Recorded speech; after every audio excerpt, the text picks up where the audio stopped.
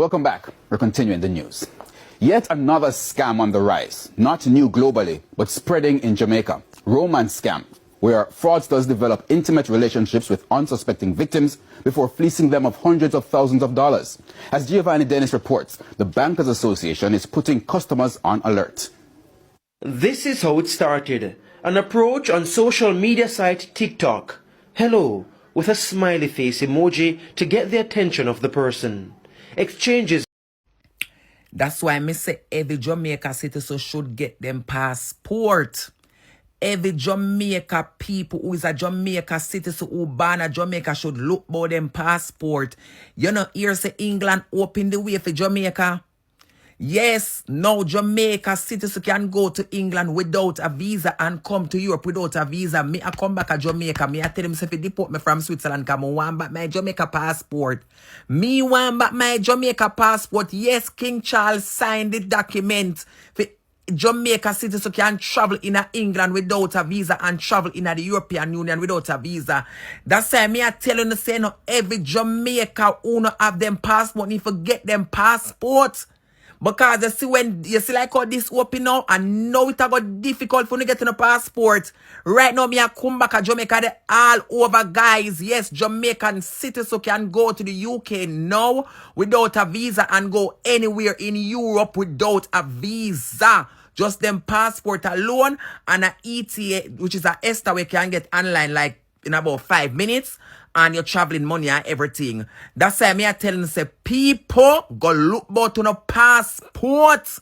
Because right now, me know it's got difficult right now. It's got hard right now. Because right now, me I tell a whole heap of people, but me I tell you, say, that's why I ever tell people, say, go and go look about your passport, because your passport is a must. Me not tell you like, I'm happy.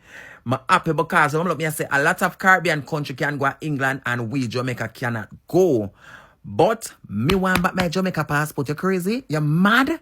You crazy? Me want it back. Yeah. 3 men were shot and killed by police in Rose Heights, Montego Bay earlier this afternoon. 2 firearms were also recovered at the scene. Reports are that the police were in the community when they were confronted by the armed men. Residents reported hearing a barrage of gunshots in an area known as 41 just after 2 p.m. Police sources say several other men fled from a silver minivan and escaped despite a pursuit. The 3 men were taken to hospital, where they subsequently died from their injuries.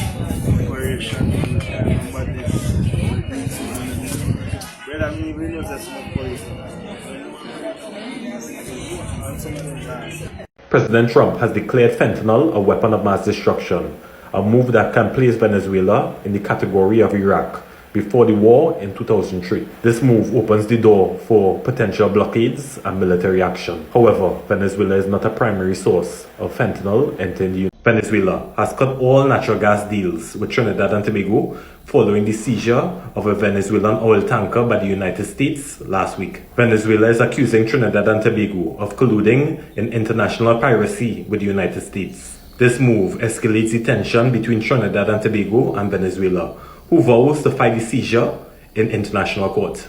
If you're from the Caribbean or have family in America, these recent U.S. immigration policy changes should be on your radar. I'm Kalila from Money Media, giving you money news for the Caribbean. The Trump administration has announced a sweeping pause on immigration applications from 19 non-European countries. They're also reportedly exploring tougher measures, including denaturalizing some naturalized citizens. Cuba and Haiti are the only Caribbean countries on this initial list. The U.S. Citizenship and Immigration Services made the announcement after a shooting in November involving a foreign national in Washington, D.C. According to the White House, the incident was a sign the government needs tighter control over who enters or stays in the country. Under the new rules, applications for green cards, U.S. citizenship, and asylum from people of 19 countries have been paused indefinitely. Outside of Haiti and Cuba, other affected countries include Iran, Somalia, and Venezuela. And then there's the question of denaturalization.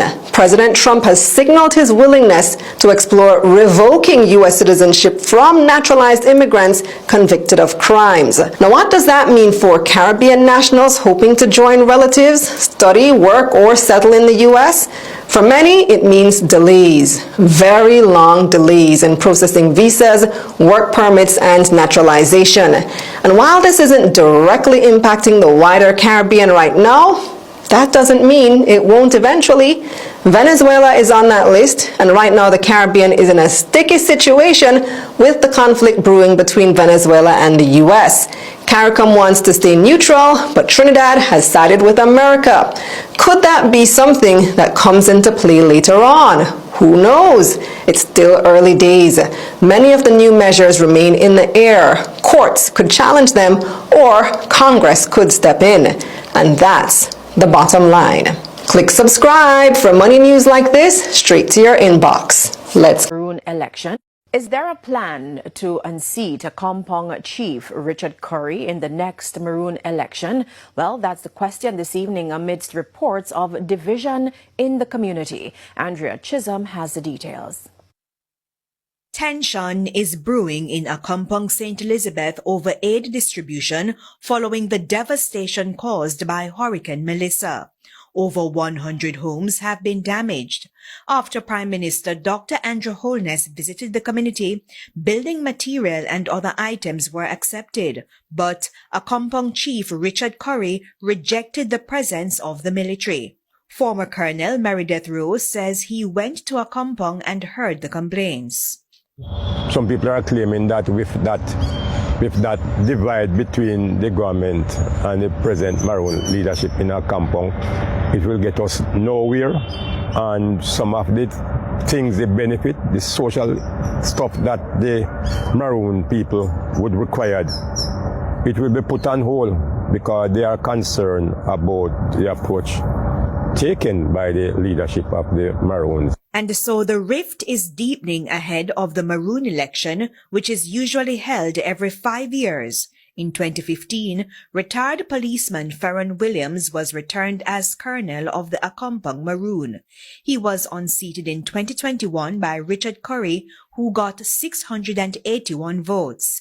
In that same 2021 election, former Colonel Meredith Rowe got 98 votes.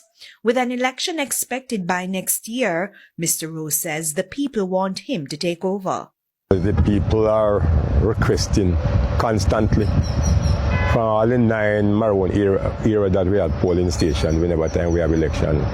They keep calling me, encourage me, because they see the need for proper, good and efficient leadership. I believe that I have an extremely good chance of taking back that top position in the Leeward Shrine Town Maroon's Providence. Yes, you believe that the people are suffering and you want to liberate them right now? Yes, I want to, because there is no project, none at all, in the community that will move the people, that will get them even economically stable and things like that. Mr. Rowe adds that he intends to do more to enhance the rich culture outside the annual Maroon Festival. The festival is held on January 6 each year to celebrate the signing of the Maroon Treaty and the birth of their hero Kodjo. Andrea Chisholm, TVJ News. Now, when the rates were high in Jamaica, everybody was on the heel of the government.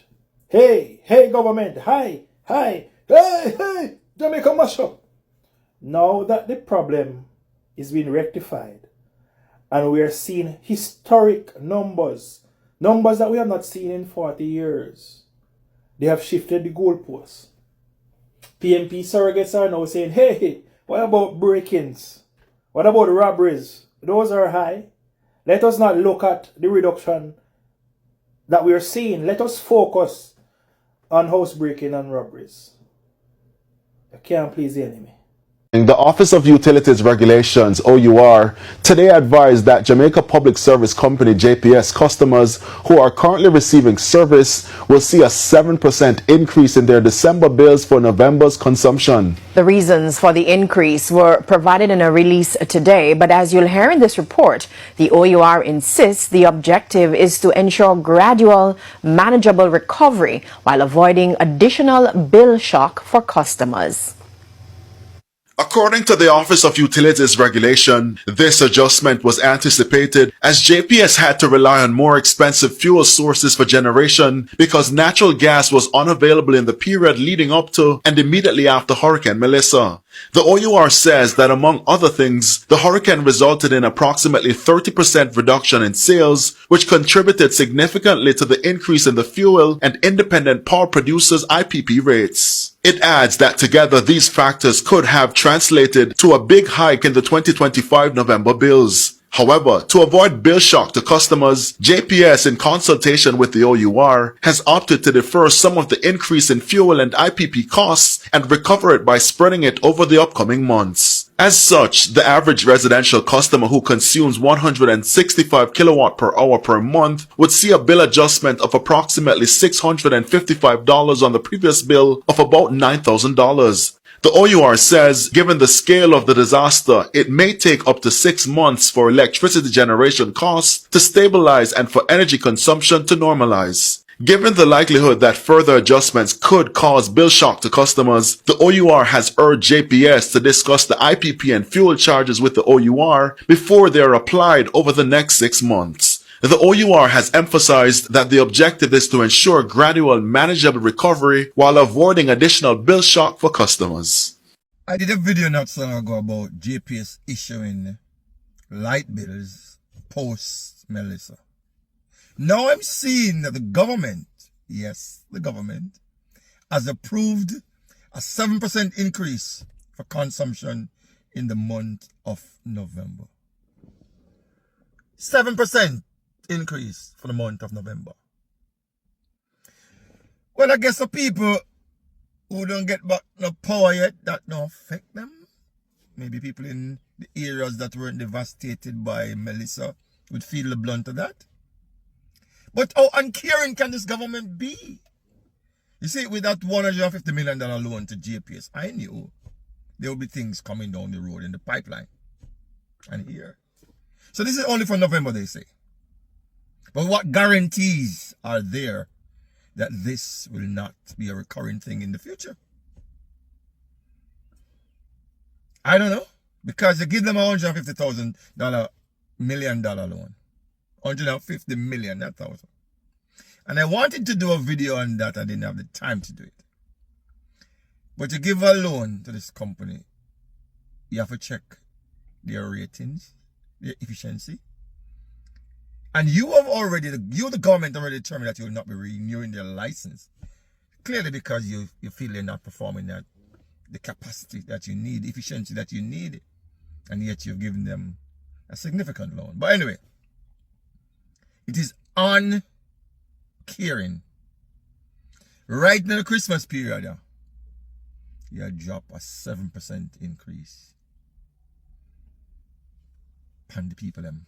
But as you say, it's only for the month of November. But we're watching to see what will unfurl in the coming months, days and months. Uncaring government, uncaring. Only not care for the people them. Hear me I say no, TikTok. Can you see sometime Mr. Prime Minister talk, I don't really understand what I'm saying, you know. Alright, listen this. And to say the government of Jamaica is willing to partner with you. So, Mr. Prime Minister, when you say partner, what do you mean? Mr. Prime Minister, I'm listening. You say you want partner with the Chinese, so a partner is either a pair of people engaged together in the same activity, right? A person or group that takes part with another or others in doing something. Okay, So we get the understanding now, Mr. Prime Minister, you and the Chinese want to build some buildings, right? And they build buildings very quickly, right? What kind of buildings, Mr. Prime Minister? You mean like smart buildings? Chinese build smart buildings? Yes. China is a major builder and innovator in smart buildings. Oh, but Mr. Prime Minister, if you're going to build smart buildings, that would mean, so more than one building is a... Right, more than one building is a smart city. So, Mr. Prime Minister, China, I go build a smart city now, because I'm going to partner with you to build a smart city. Maybe me right, maybe me wrong, I don't know. I'm just asking. Emperor of Jamaica, I'm out. Chieftain Car Boss. Welcome back. We're continuing the news. Yet another scam on the rise. Not new globally, but spreading in Jamaica. Romance scam, where fraudsters develop intimate relationships with unsuspecting victims before fleecing them of hundreds of thousands of dollars. As Giovanni Dennis reports, the Bankers Association is putting customers on alert. This is how it started. An approach on social media site TikTok. Hello, with a smiley face emoji to get the attention of the person. Exchanges begin, relationships blossom. It's fairly common. This, however, is not innocuous. This is the beginning of a well-coordinated scam, a romance scam. Think Tinder swindler, but not meeting the person. This was February 15, a month ago. Richard here from Romania targeted victim Vicky. We've changed her name to protect her identity. He said he's a business person. So what happened is that we even video call, we talk a little. And mostly, me didn't want to see if the person is a short person. I even look on his pictures on TikTok. So most of them is like videos, but it's really like looking like him. They spoke in the following days and weeks leading up to March, her birthday month. Richard from Romania, who she believed she had developed a close relationship with, offered to send her a package. The package consists of $15,000 US, a laptop, a iPhone, a bracelet, and also a perfume set. So he sent me a receipt with my name, everything on it. She even received this photo as evidence of the money being sent, and also videos of Richard in store buying the items and pictures of him shipping them off to her. She received this WhatsApp from Anthony claiming to work at Diplomatic Security Services at Sangster International Airport. But there was a catch. He said I'm supposed to deposit a some amount of money before I can get it. The first deposit on March 6, 8:17 a.m., $55,000. She was told this was a clearance fee. Then another payment. They said that they find a sum amount of $15,000 US in the package, and I should pay a sum of $180,000 for the money in the package. She paid a further $120,000 at 11:08 a.m. that morning, a further $60,000 at 12:33 p.m. She was told this was for money laundry or money abusing because money was in her package. Then she deposited $150,000 for insurance and a further $70,000 the following morning. In total, she was scammed $455,000. She only stopped after calling the real Sangster Airport and was told there was no diplomatic security service department. Let me say, what is me get myself in now?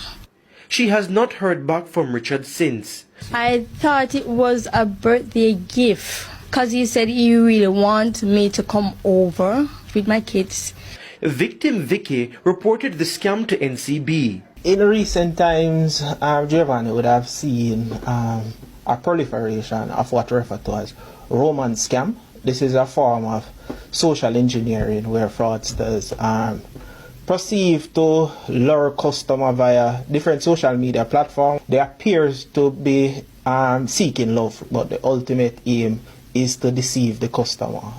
Dane Nicholson is head of special investigation at NCB and the chair of the anti-fraud committee in the Jamaica Bankers Association.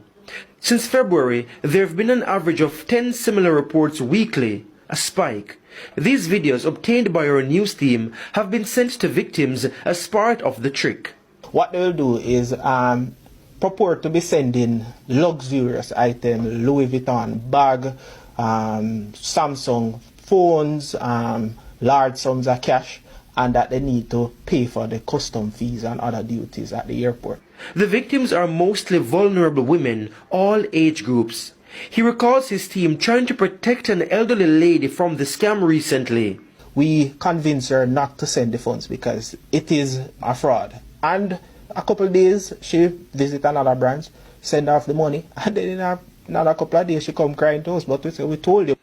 Victim Vicky has reported her case to the police, desperate to get back her money. The Bankers Association is urging customers not to share personal information with people they meet online and use common sense. You don't need to send any amount of money overseas to clear the package. That is one of the clearest red flags, because if you send you $100 and it's $40 to clear it, tell him to send in $60 then.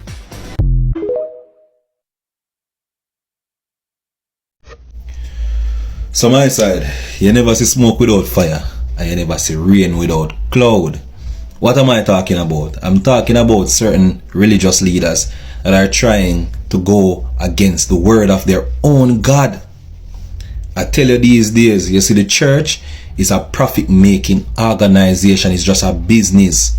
How can you be a priest and a reverend and even trying to entertain certain conversation? What conversation am I talking about? Let me tell you. There's a reverend called Devin Blake from the Boulevard Baptist Church who started to ask his congregation a question or get some vote on it, which is if same-sex marriage can be blessed by the church or can get blessings from the church. And as typical Jamaicans, you know, culturally we don't stand for that. We are not with it. It's not a part of our character to condone Sodom and Gomorrah in any way, shape or form. No, me personally, live your life. I'll say it. Live your life how you want to live it. But you see, when we're starting to take it spiritually one and then also want to bring it forward to the government to see if they can amend the current law to allow it, that's where it becomes a problem, because now we're glorifying it. Now we're going in the wrong direction. Now we're being more Americanized than ever. You get me? And from you open the mad container, everything madness I got sprout. You see me? So it'll start with legalizing same-sex marriage, and then it'll go on to non-binary genders, then it'll go on to pronouns, and then it'll go spurring at some what if, you see the what if a madness will go on in America, and that'll go retreat. If we even just open the container for let out one madness. So we're not opening it at all. So this reverend, I will go to him congregation about it, and the congregation said no, we're not with it. The church should not at any means and at any time give any blessing to a man married into a man or a woman marrying a woman. None at all. And I agree. But there is a next religious leader, priest Sean Major Campbell, who came out on CVM News and said they shouldn't shut it down. It's a conversation that needs to be had, or it needs to be held, and they need actual reason about it, because it's the new generation era and we need to get with the times. That's basically what he was saying. And it shows me that not even the churches can save us from what is to come, because all these religious leaders are thinking about is what they can gain monetary, what they can gain financial. It is a very sought after thing in Jamaica that, you know, persons want to be married here, and it is a big thing. Wedding in Jamaica is a big thing. However, to be legally married as a man and man or woman, you cannot do it here. You get me? Whether you're internationally or locally. And if we open that gate, the church can make a lot of money, and that is what they're thinking about. So nobody really even cares about what God think anymore. The reverend, the priest, I should say himself, say God will forgive, God will accept them as they are. So the priest is trying to use one side of the Bible to cover the next side of the Bible where God clearly stated that man was made for woman and woman was made for man. You get me? And this is the reason why, for me, I always tell people, I'm not religious. I don't follow any religion because I feel like religions are just here as a next form of organization to control the masses in the way they want so they can manipulate you and get what they want out of you and get you to operate how they see fit for your life. However, there is a God and I believe in spirituality and I'm a spiritual person, but I don't tie myself to any religion because it's clear religion is a profit making organization and not an actual spiritual movement. So I don't know what Uno feel. You can leave in the comments and thoughts in the comment section about this, but for me it's a hell no. What's up, beautiful and amazing guys. So my good people, in today's video we're gonna talk about Jamaica, the land that we all love, and of course some stories about the Caribbean islands, all of them, especially Venezuela. I mean, all the Caribbean nations are coming on them and they're so mad that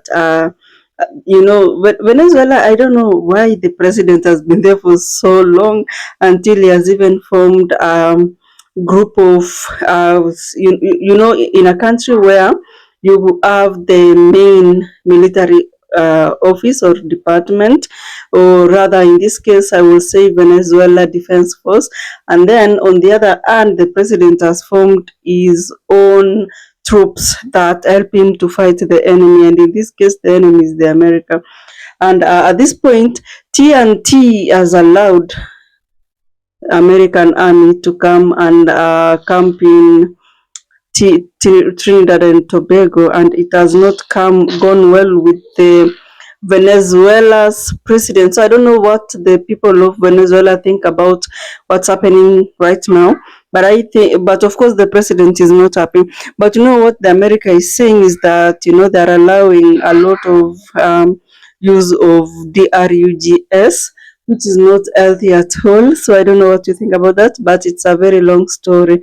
Other than that, in Jamaica, there's been incidences of crime here and there, but I thank God that it's really going down.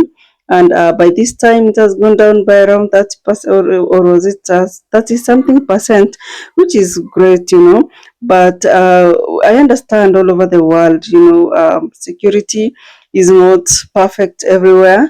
We all have this part of the country that is insecure. Some are secure, and that is it with life anyway. We cannot say that Jamaica is totally bad and insecure anyway. In fact, Jamaica is known to be that country with a lot of vibes, the best of the best of the best. And I don't know what the people of Akompong think up to now regarding the development by the president, because not really the president, but by the prime minister, because the prime minister had said that in this particular help and support that we really need in terms of rebuilding our island, we have to involve the JDF, the Jamaica Defense Forces, to come and support us. And the leaders in Akompong said, no, we don't really need this, the men in uniform. We just want local citizens to come in and help us. So it's political. If you look at the entire story, that is something that is political, honestly. If it wasn't political, then we couldn't be having the back and forth at the moment.